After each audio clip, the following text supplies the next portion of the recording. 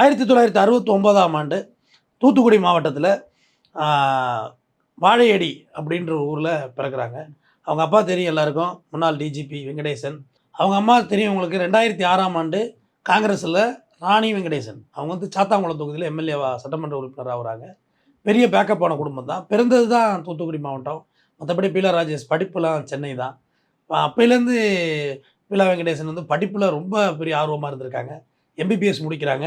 அதுக்கு பிறகு தமிழ்நாடு குடிமைப்பணியில் ஒரு ஆர்வம், ஐஏஎஸ் ஆகணும்னு சொல்லி 1997ஆம் ஆண்டு தமிழ்நாடு குடிமைப்பணியில் தேர்ந்தெடுக்கப்படுறாங்க. பீகார், ஜார்க்கண்ட் இப்படியெல்லாம் இந்த துறைகள்லாம் வேலை பார்த்துருக்காங்க.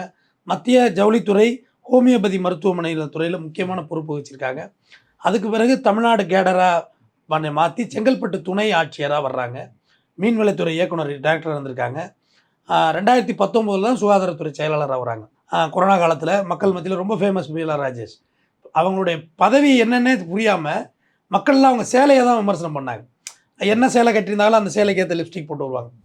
மோஸ்ட் ஆஃப் ஆல் இந்த நான் பார்த்தது வரைக்கும் இந்த அலுமினிய கலரில் உள்ள லிப்ஸ்டிக் அதிகம் போடுவாங்க. அதே கலரில் சாரீ கட்டுவாங்க. அதை எல்லோரும் சொல்லுவாங்க. பட் அந்த காலத்துலேயுமே அவங்க வந்து ஒரு இயக்கும் பொம்மையாக தான் இருந்தாங்க. ஒன்றும் பெரிய அவங்கள செயல்பட விடலை. ஏன்னா டெய்லி ஒரே டேட்டா வந்து சாயந்தரம் சொல்ல வச்சாங்க ப்ரெஸ் மீட்டை.